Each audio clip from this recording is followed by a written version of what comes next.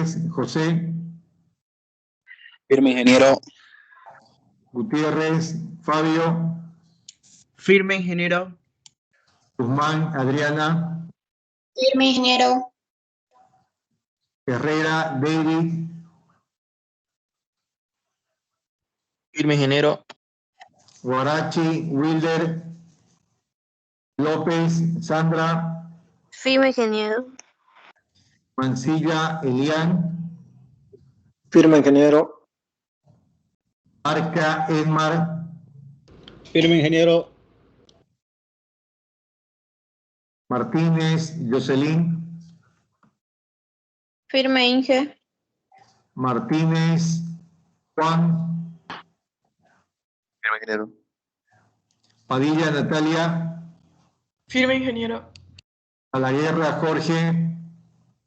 Firme, ingeniero. Pérez Carlos. Ramos José. Firme, ingeniero. Rocha Juliana. ¿Está Rocha?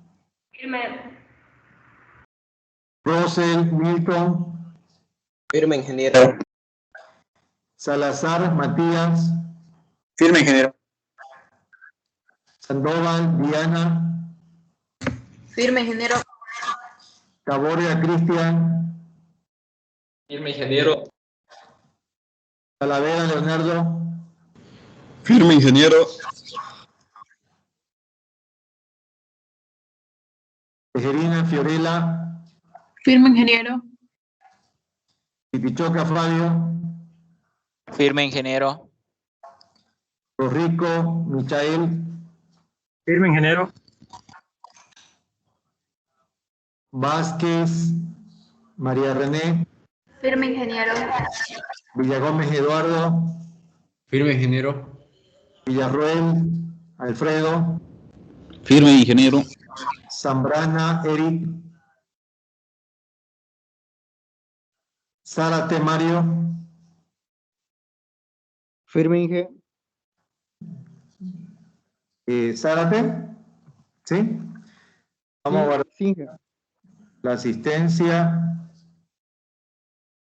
Y bueno, vamos a continuar con...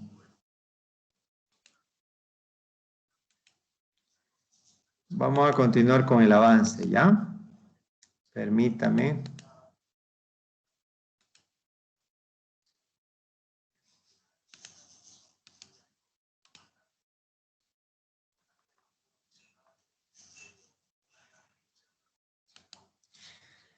Bien, vamos a continuar con el tema equilibrio de cuerpo rígido.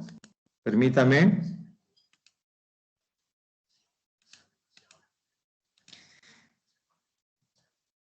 A ver, vamos a ver este subtítulo que nos dice el número necesario de reacciones para verificar que una estructura simple es isostática y estable. Aquí hay tres términos que son fundamentales que podamos entender. El término de estructura simple es uno, estructura isostática es otro, y estructura estable sería el tercer término o concepto que debemos afianzar. Entonces, es muy importante que nosotros comprendamos cuál es la cantidad mínima de reacciones que debe tener una estructura para ser isostática y estable, y en qué condiciones podemos decir que una estructura se denomina como simple, ¿ya? Para empezar, vamos a decir que una estructura es simple cuando carece de articulaciones, ya cuando carece de rótulas. Y vamos a decir además que debe cumplir como condición de que la estructura debe estar contenida en un plano bidimensional. Para estos casos, diremos que una estructura es isostática y estable cuando contenga una cantidad mínima de 3 reacciones. Esto ya lo hemos mencionado en la clase anterior. Hemos indicado que toda estructura deberá contener como mínimo 3 reacciones. Ahora, lo que debemos entender es qué tipo de reacciones debe tener una estructura simple para ser isostática, pero además para ser estable. Y veamos los grupos que tenemos aquí. El grupo 1 dice que la estructura deberá contener una reacción horizontal, una reacción vertical y una reacción de momento. Son 3 reacciones que se resuelven aplicando las 3 ecuaciones de equilibrio, ¿no? No se olviden que las ecuaciones de equilibrio son sumatoria de fuerzas horizontales, sumatoria de fuerzas verticales y sumatoria de momento. Entonces, en esa misma correspondencia, el grupo 1 nos dice que la estructura debe contener al menos o como mínimo una reacción horizontal, una vertical y una reacción de momento.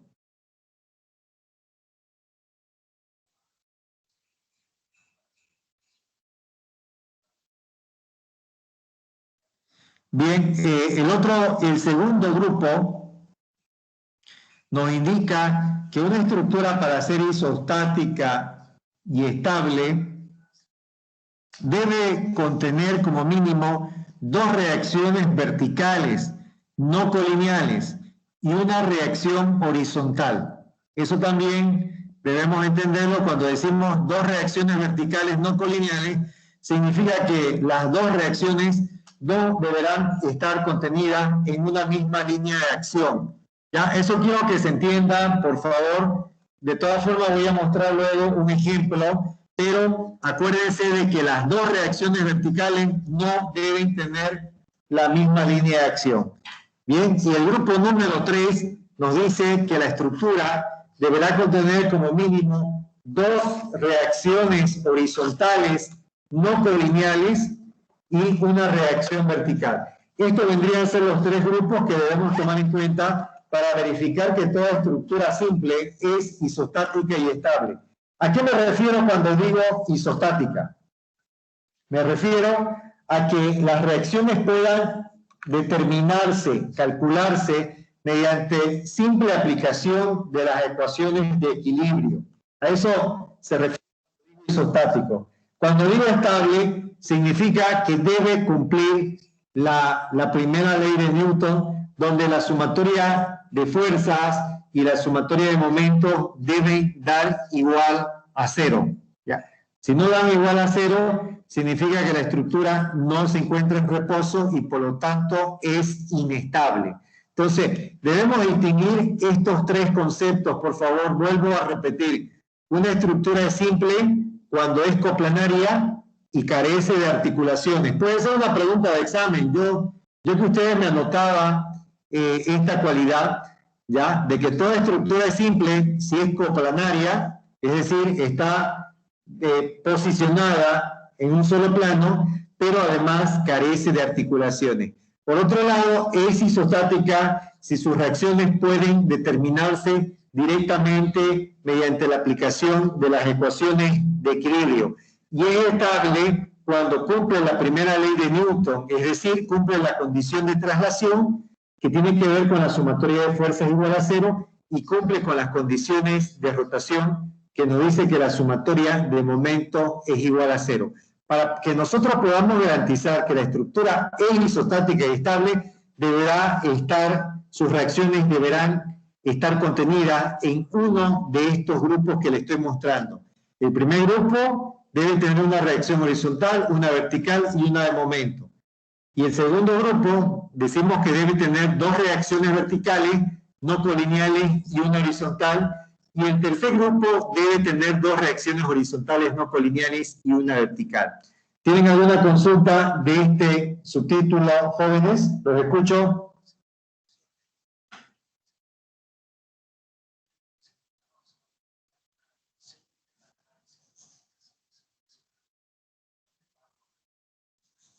¿No hay ninguna consulta? Vamos a continuar entonces. Aquí le muestro unos cuantos ejemplos.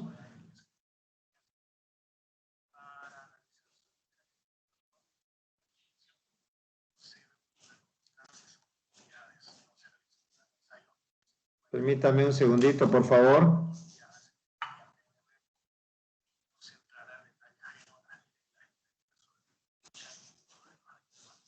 Ya.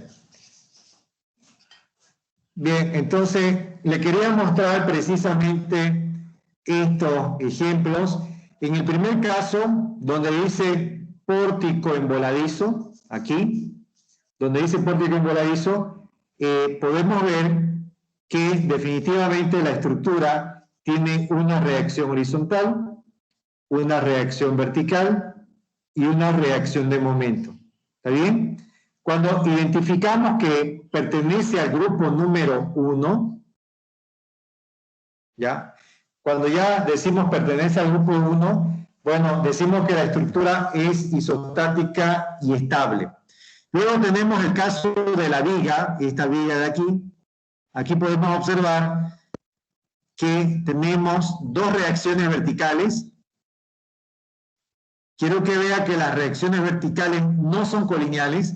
Colineales significaría que ambos estén en una misma línea de acción. Es decir, que si yo prolongo la línea de acción de B2, debería ser la misma que la línea de acción de B1. En este caso no ocurre eso. Cada reacción tiene su propia línea de acción. Entonces, tiene dos reacciones verticales, no colineales, y una horizontal. Entonces, este caso corresponde al grupo 2. Podemos decir que esta estructura es isostática y estable. Finalmente, el tercer ejemplo que podemos ver es un pórtico biapoyado.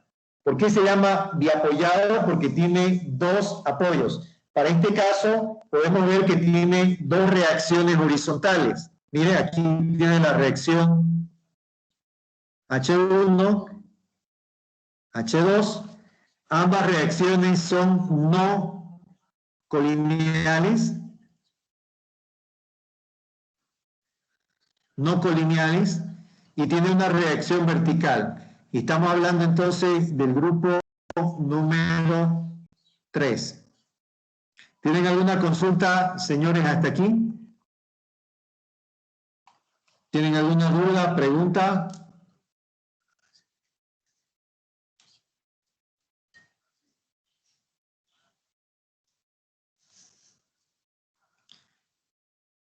A ver, vamos a continuar entonces.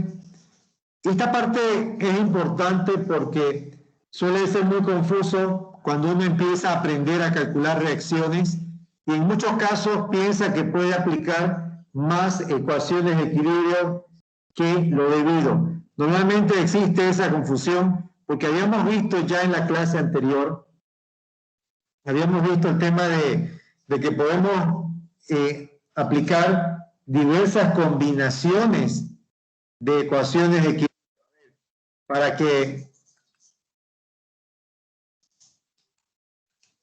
permítame, para que me entienda, habíamos visto ya en la clase anterior precisamente este acápite que nos indicaba que nosotros podemos aplicar las tres ecuaciones de equilibrio convencionales, pero también podíamos hacer una combinación de una sumatoria de fuerza, dos sumatorias de momento, o inclusive podríamos aplicar tres sumatorias de momento. Entonces, a partir de estos criterios de combinación de ecuaciones de equilibrio, puede que a algunos se nos ocurra de que podemos aplicar más de una ecuación de equilibrio, ¿verdad? O más de las tres ecuaciones de equilibrio que habíamos mencionado. Sin embargo, eso no es cierto porque, mire, cuando nosotros aplicamos más ecuaciones de equilibrio que lo que se nos recomienda, pues se genera una dependencia lineal. Aquí llamamos dependencia lineal. Si ustedes observan este par de ecuaciones, podemos darnos cuenta de que ambas ecuaciones son iguales. Ambas son las mismas ecuaciones. ¿Cómo me doy cuenta de eso? Si a la ecuación número 2 la multiplicamos por menos 2, a ver, si a la ecuación 2 la multiplicamos por menos 2, fíjense que el resultado, menos por menos más, aquí va a dar 2x, menos por más menos, aquí va a dar 3y, menos por menos más, 7 por 2, 14. Resulta de que esta ecuación es igual a esta otra ecuación. A eso se llama dependencia lineal.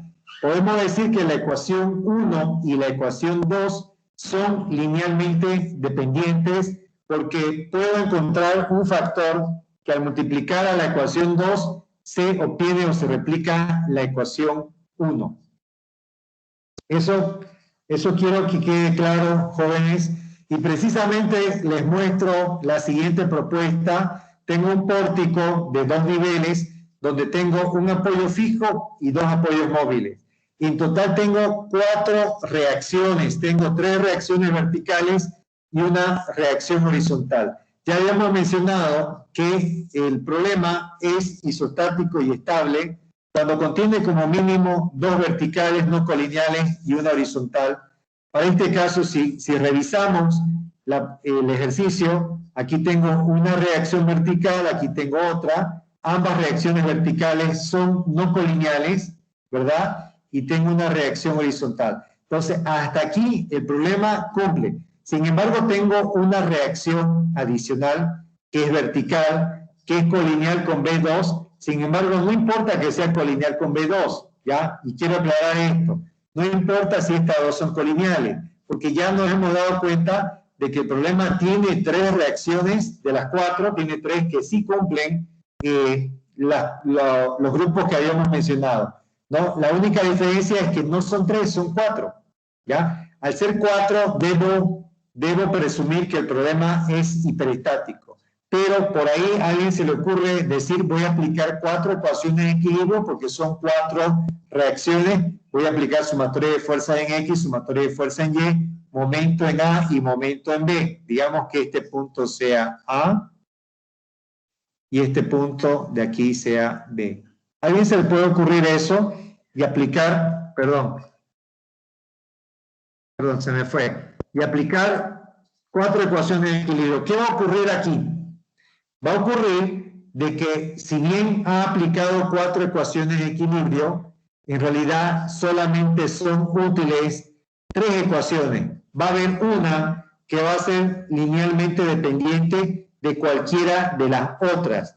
Normalmente no se las puede identificar a simple vista, es decir, no se lo puede identificar así como lo estamos viendo en el ejemplito que le puse del par de ecuaciones X, Y. No tiene esa facilidad de identificación, pero cuando usted va resolviendo el sistema de 4 ecuaciones con 4 incógnitas, va a llegar a una inconsistencia tal que le va a salir 0 igual a 0 en el proceso de resolución. Y eso lo deben entender como que el problema es linealmente dependiente. Quiero saber si hasta ahí tienen alguna duda o consulta. Si no tienen duda, yo voy a hacer consultas para ver si me están entendiendo. A ver, vamos a pedirle a Percy Flores. ¿Me escucha? Sí. Bien. A ver, escúchame, Percy. ¿Cómo usted verifica o qué entiende usted por estructura isostática? Estructura isostática, ¿no? Sí, estructura isostática.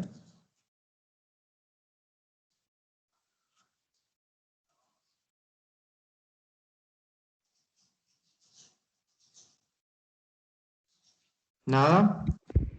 Eso es lo que quiero que entendamos, jóvenes, porque de otro modo vamos a tener falencias más arriba.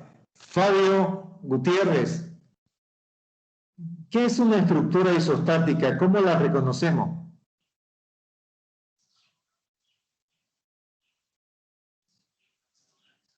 Fabio, ¿me escucha?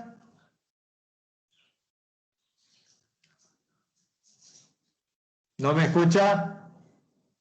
¿Se fue a la clase? ¿Le ponemos falta?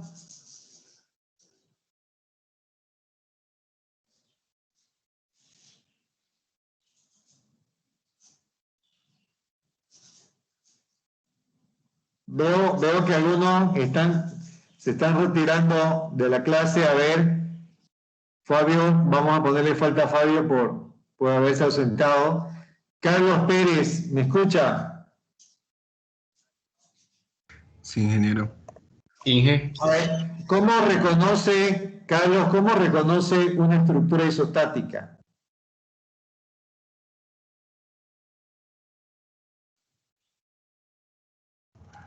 Que pueden ser estructuras flexionantes o es lo que llego a entender. Ya. Permítanme un segundo. Vamos pensando.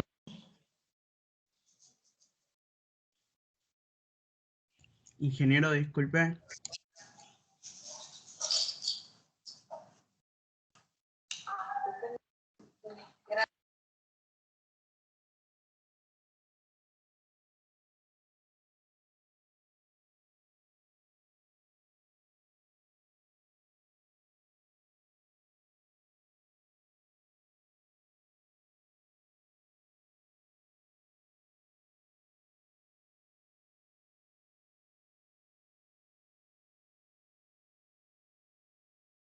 A ver, sigamos. Cristian Taborga, ¿me escucha?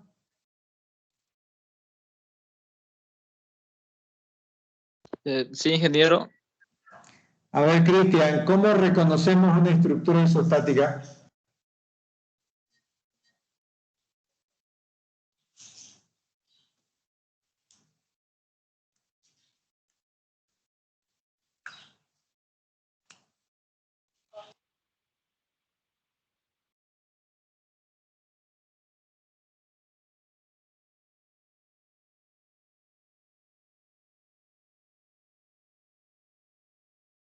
Viendo que la estructura está estática sin que tenga algún complejo que lo mueva.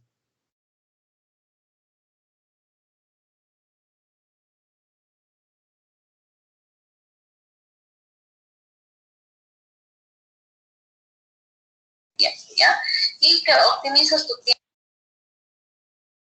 de hacer el test. Permítanme un segundo.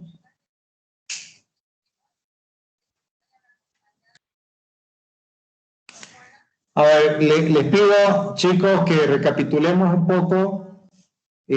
Vamos, necesito los tres conceptos que acabo de explicar. ¿Cómo reconozco una estructura isostática? ¿Cómo identifico que una estructura es estable? ¿Y en qué caso me doy cuenta que una estructura puede denominarse como simple? Vamos, a ver, unos 5 minutos para tener clara la idea. Ya, repito, concepto de estructura simple, estructura isostática y cómo verifico que una estructura es estable.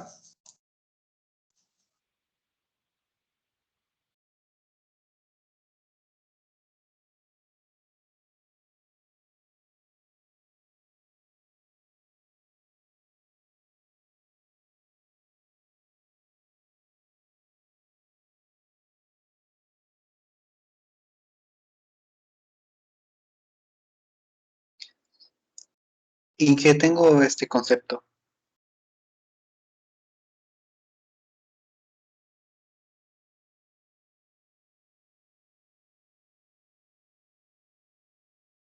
Isostáticas son aquellas que pueden resolverse utilizando únicamente las ecuaciones de equilibrio de la estática.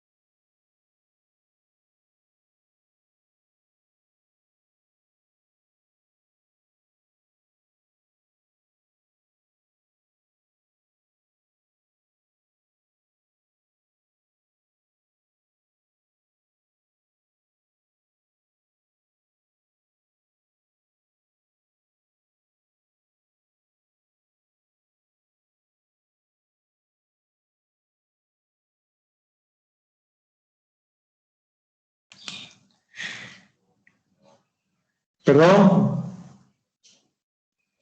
¿Sí? ¿Me escuchan?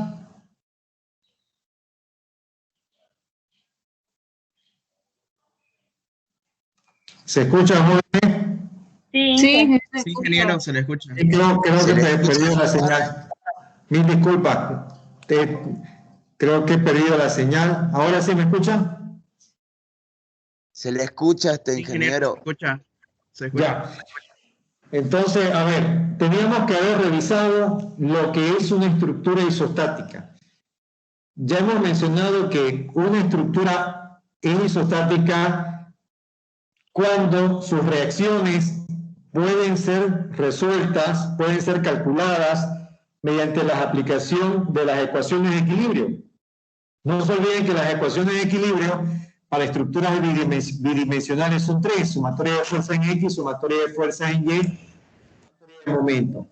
Para el otro concepto que indicamos de estructura estable, decimos que una estructura es estable cuando contiene un mínimo de reacciones según los grupos que les acabo de mostrar, pues, ¿no? A ver, se me perdió hasta la presentación.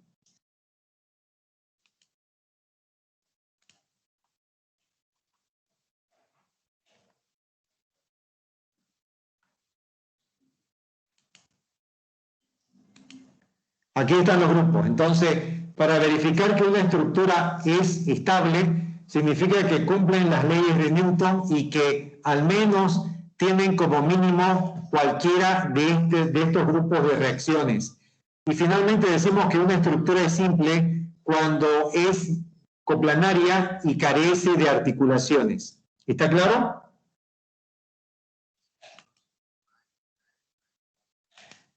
Bien. Vamos a ver lo siguiente. Vamos a ver el tema de tipología de cargas. Ya habíamos mencionado una tipología de carga en el tema número 3. Sin embargo, es importante mencionar que sobre una estructura podemos tener cargas puntuales y cargas distribuidas.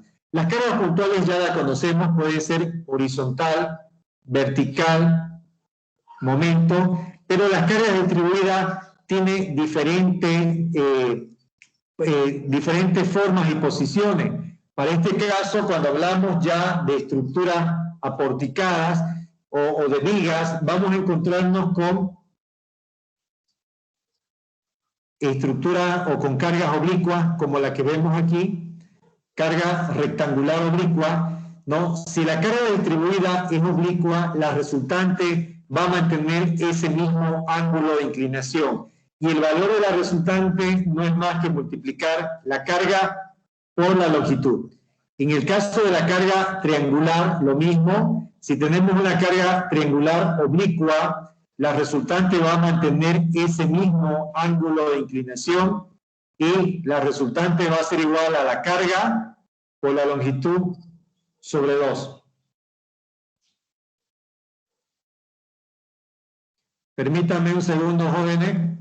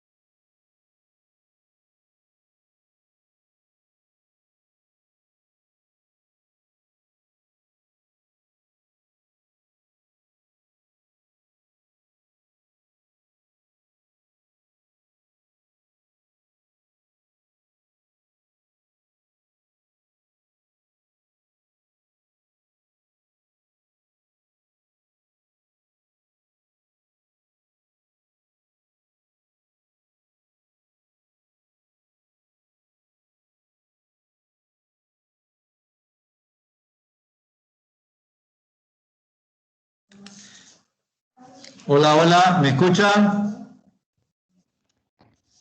Se le escucha, Se ingeniero. escucha, ingeniero. Sí, ingeniero. No sé, creo que alguien me ha mandado un virus, no han sido ustedes, oiga.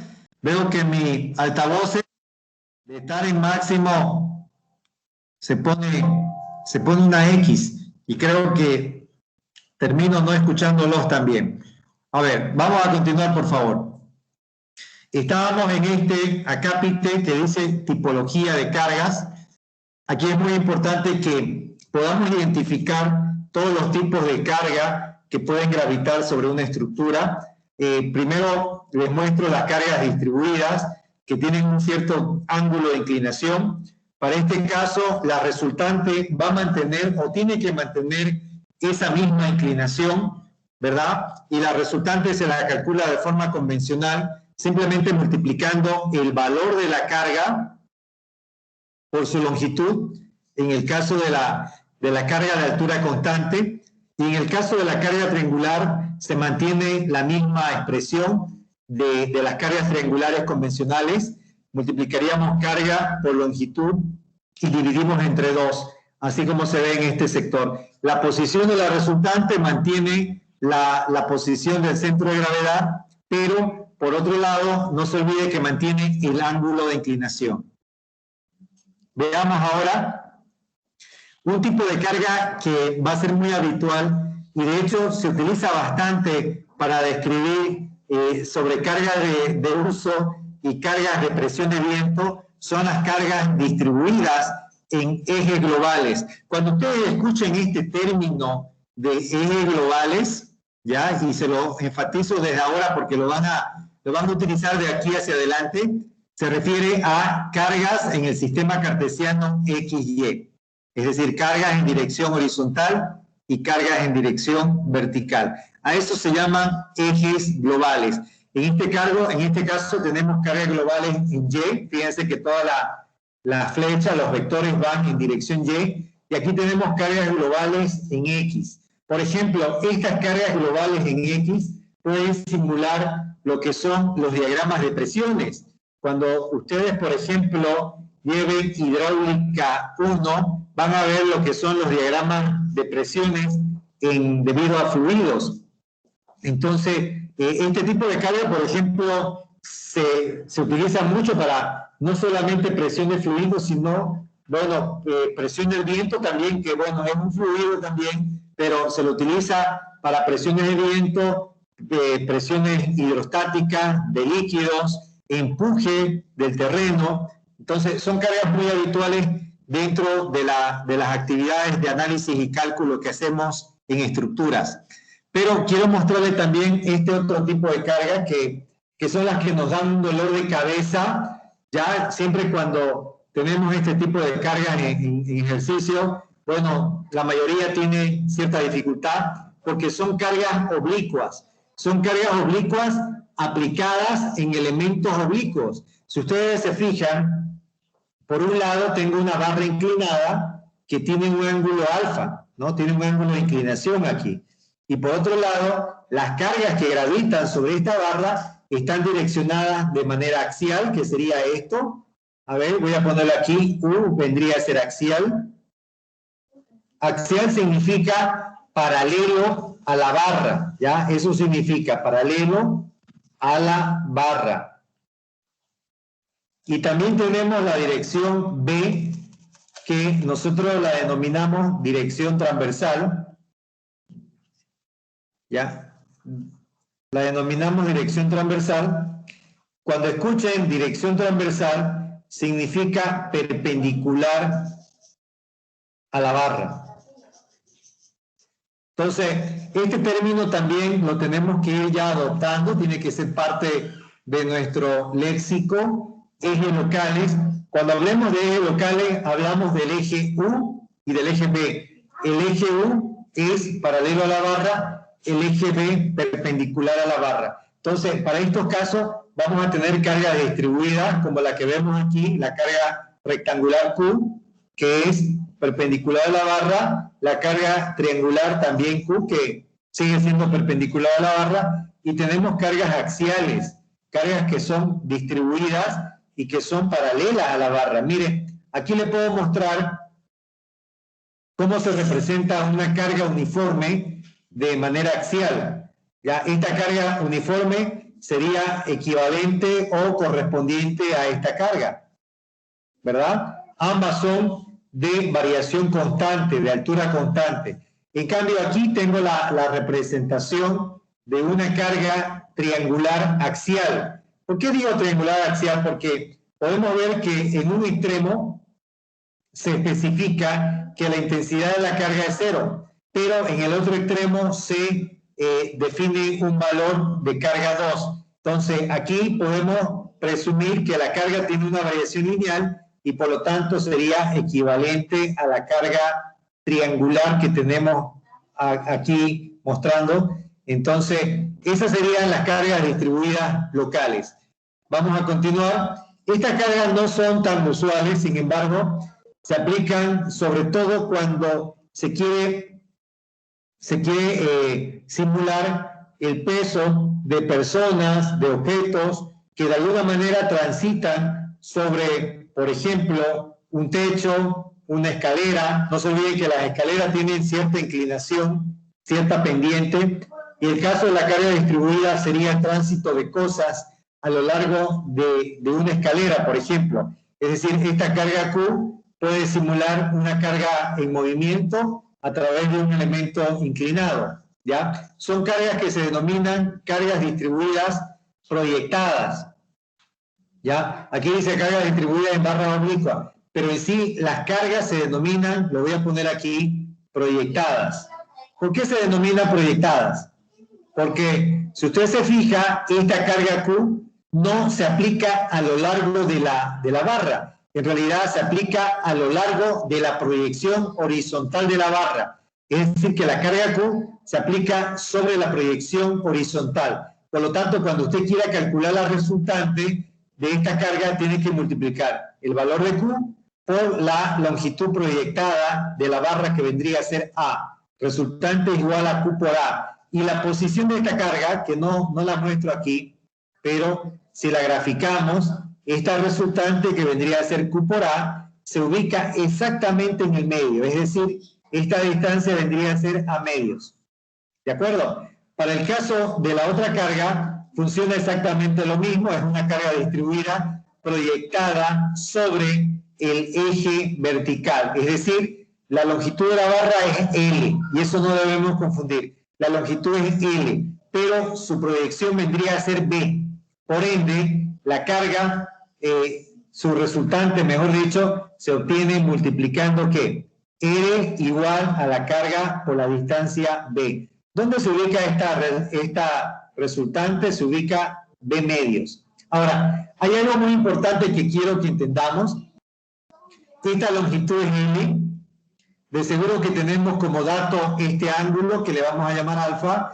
Y no se olvide que existe una relación entre L, alfa y B. Si usted aplica seno de alfa es cateto opuesto sobre hipotenusa, de aquí puedo despejar B y sería L por el seno de alfa. Y esto me da a entender que la resultante para este tipo de cargas vendría a ser carga por longitud por el seno de alfa. Es decir, necesito como dato para poder calcular esta resultante o la anterior, el valor de la carga, la longitud de la barra y la inclinación de la longitud de la barra, o en su defecto, la carga y la proyección B de la longitud de la barra. Hasta aquí, señores, ¿tienen alguna consulta o duda? ¿Está claro?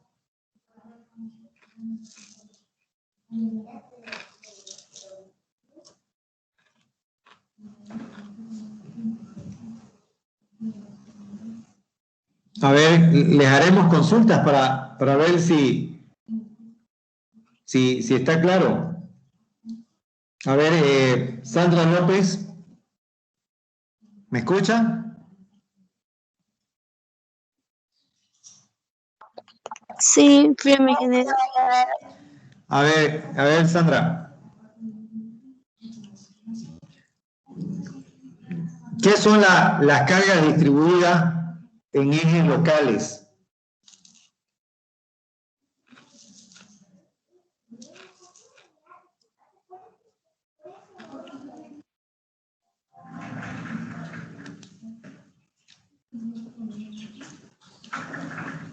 Nada. Sandra, ¿qué son las cargas distribuidas en ejes locales?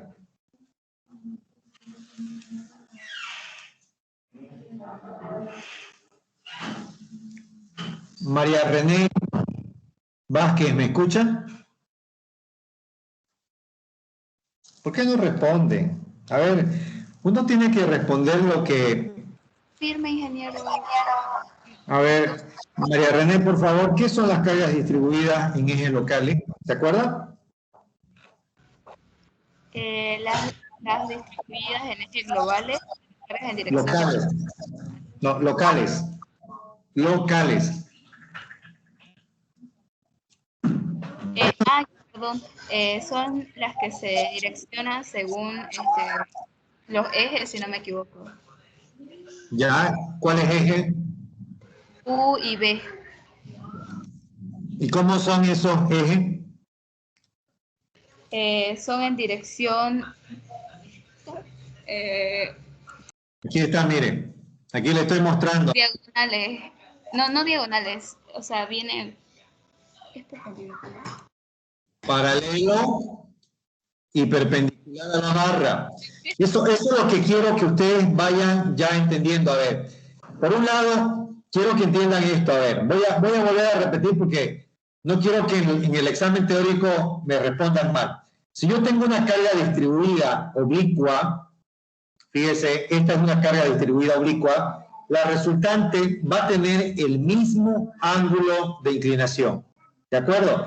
Va a tener el mismo ángulo de inclinación y la resultante no es más que carga por longitud para el caso de la carga uniforme. Esta es una carga de altura uniforme.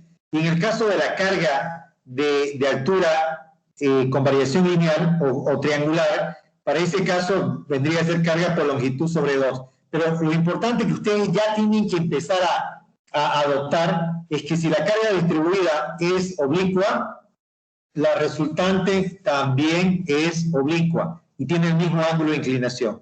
Por otro lado, hemos hablado de las cargas en ejes globales. Ya hemos dicho que las cargas en ejes globales son aquellas que están direccionadas en X y Y. Son cargas convencionales, son cargas comunes.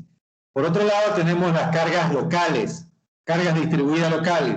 Cuando escuche el término cargas distribuidas locales, usted tiene que decir son cargas que son paralelas o perpendiculares a la barra. O son paralelas o son perpendiculares, o pueden ser ambas también, ¿verdad? En este caso, les muestro cargas que son perpendiculares, que van en la dirección B, y cargas que son paralelas, que también se llaman cargas axiales, que van en la dirección U. Por otro lado, tengo las cargas proyectadas. Este título me faltó un poquito incluir eso. Estas son cargas proyectadas, ¿verdad? Porque no se aplican directamente a lo largo de la barra, sino se aplican en la proyección de la barra. ¿A qué me refiero con eso? Que para calcular la resultante, para que ustedes puedan calcular la resultante, no utilizan la longitud L, ¿no? Esta longitud L no se emplea, se utiliza la proyección, carga por la proyección A. Lo mismo aquí, la longitud L, bueno, puede ser dato, pero para calcular la resultante es la carga por la longitud B. A esto se llaman cargas proyectadas, ese es el nombre correcto. ¿Está bien? Las cargas proyectadas pueden ser también de este tipo. A ver, aquí está mal esto, voy a borrar esto. Estas también son cargas proyectadas, ¿ya? Pero para este caso, perdón, no son cargas proyectadas. Estas son cargas distribuidas a lo largo de la barra. Y aquí quiero mostrar la diferencia con lo anterior. Para este caso, la longitud L sí me sirve para calcular la resultante, es decir, la resultante de esta carga distribuida, para este caso, sí vendría a ser Q por L, la carga por la longitud de la barra, ¿verdad? ¿Y cómo calculo la longitud de barra? Aplicando el teorema de Pitágoras. Es decir, en un problema yo le puedo dar directamente L o le puedo dar la proyección A y la proyección B. Entonces, para este caso, la resultante depende de la longitud de la barra o depende de la proyección A y la proyección B. Lo mismo para este caso, si usted quiere calcular la resultante de esta carga distribuida, te va a decir resultante es igual a la carga por L. ¿Ya? No utilizamos la distancia B como en el caso anterior, porque la carga está repartida a lo largo de la longitud L. ¿Y cómo calculamos L? Simple, aplicando el teorema de Pitágoras. Ahora, usted me dirá, y para definir su posición, es decir, dónde se ubica la resultante, ahí sí utilizamos la longitud proyectada, porque si usted prolonga la línea de acción de esta resultante, resulta que esa línea de acción cae exactamente en la mitad de la distancia proyectada B. Lo mismo ocurre aquí en este caso. Mire, si prolongamos la línea de acción de la resultante, la ubicación vendría a ser a medios, la mitad de A. ¿Está bien? A ver, vamos a continuar, chicos, para que quede claro esto y podamos... Ingeniero. Veo que alguien quiere hacer alguna consulta. Disculpe. ¿Sí? Adelante.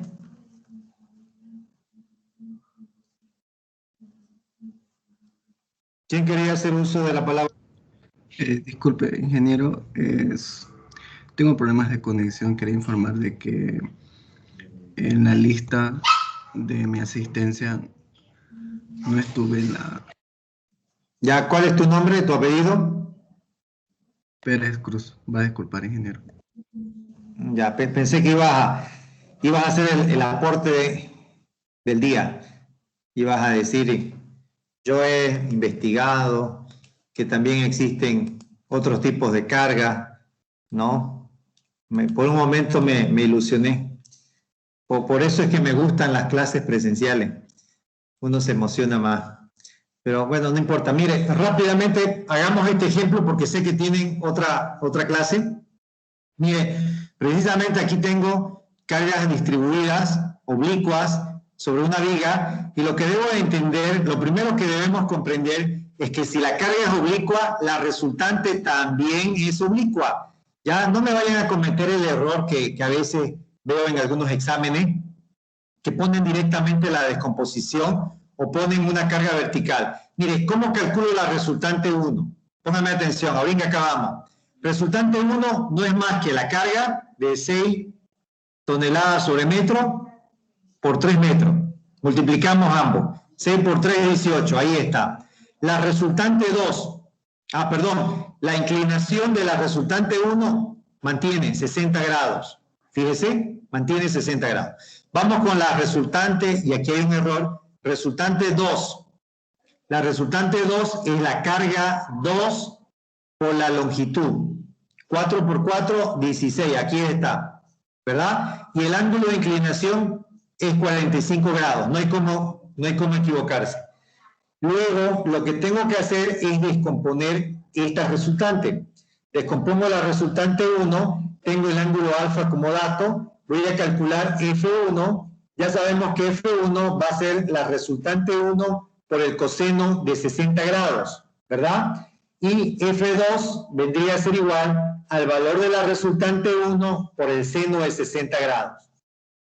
Lo propio hacemos con las otras dos. En el caso de F3 va a ser igual al valor de la resultante 2, que es 16, aquí lo tenemos, por el coseno de 45 grados. Y para F4 vamos a tener 16 por el seno de 45 grados. El cálculo lo tenemos aquí definido, nos dan estos resultados, ¿verdad? Una vez que tengamos ya la descomposición completa de la fuerza, aplicamos las ecuaciones de equilibrio. Ahora, es muy importante que entendamos que el orden en el cual aplicamos las ecuaciones de equilibrio depende de cada uno. Ya pueden aplicar de una forma ordenada o quizás de una forma completamente desordenada. Por ahí a alguien se le ocurre primero aplicar sumatoria de fuerzas en Y, luego sumatoria de momento y luego sumatoria de fuerzas en X. No hay problema, los resultados van a ser los mismos. Pero la idea es que el orden en el cual se aplican las ecuaciones de equilibrio me permita obtener de manera inmediata los resultados de la resultante. Vamos a empezar haciendo una sumatoria de fuerzas en X igual a 0, positivo hacia la derecha. Veamos qué fuerzas tenemos en la dirección horizontal. Mire, tengo H1, no conozco, obviamente H1 es incógnita. Ahora, para aquellos que no han venido a las clases anteriores, el sentido de H1 se adopta, ¿ya? Cada uno le pone un sentido a conveniencia. Luego, tengo F1, que también es positivo porque apunta hacia la derecha. F1 ya sabemos que vale 9. Y tengo F3, que vale 11,314, que es negativo. Entonces, H1 más F1 menos F3. Aquí tenemos esa ecuación, aquí está escrita, igualamos a 0 y despejamos H1. Luego hacemos una sumatoria de momento. Esta sumatoria la podemos hacer en el punto 1, en el punto 2 o en cualquier punto que nosotros veamos que sea favorable. Habitualmente se hace en un apoyo, puede ser en 1 o puede ser en 2. Hemos hecho en 1. Cuando hacemos en 1, ¿qué se anula? Se anula B1, se anula H1, se anula F1, se anula F3, ¿verdad? Y entonces, ¿qué me queda? Me queda F2, F4 y B2. Entonces, en base a eso, hacemos la aplicación de la sumatoria de momento. Tendría F2, que vale 15,588 por 1.5 positivo, más F4 por la distancia de 5 metros y menos B2 por 7 metros, que es la longitud total de la viga. Esta sería mi ecuación. De ahí despejamos B2 y obtenemos el valor de la reacción. Finalmente aplicamos la sumatoria de fuerzas en Y o fuerzas verticales. Esto de acá se adopta. Ustedes pueden sugerir positivo hacia arriba o positivo hacia abajo. Créanme, los resultados no van a cambiar porque usted adopte un sentido contrario al que usted ve acá. Van a seguir siendo los mismos. ¿Qué tengo acá? Tengo la reacción B1 menos F2 menos F4 y más B2.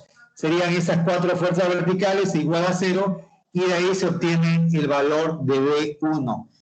Jóvenes, no sé si tienen alguna pregunta. Se están dando cuenta que prácticamente todos los ejercicios que estamos haciendo responden a aplicar las ecuaciones de equilibrio. Y algo que tenemos que tomar muy en cuenta son los siguientes criterios. En este ejercicio, criterio número 1, si la carga distribuida es inclinada, las resultantes son inclinadas. Segundo, toda fuerza inclinada u oblicua debe descomponerse en direcciones X y Y. Tercero, hay que aplicar las ecuaciones de equilibrio y el orden en el cual se aplica puede ser cualquiera. Sin embargo, favorece el hecho de que al ir aplicando las ecuaciones de equilibrio se vayan obteniendo de manera indirecta o inmediata el valor de las reacciones. Porque si yo aplico esto de otra forma, en vez de obtenerse los valores directos, vamos a obtener sistemas de ecuaciones que tienen que luego ser resueltos, ya sea por un método matemático o utilizando la calculadora. Jóvenes, ¿hasta aquí tienen alguna consulta, duda?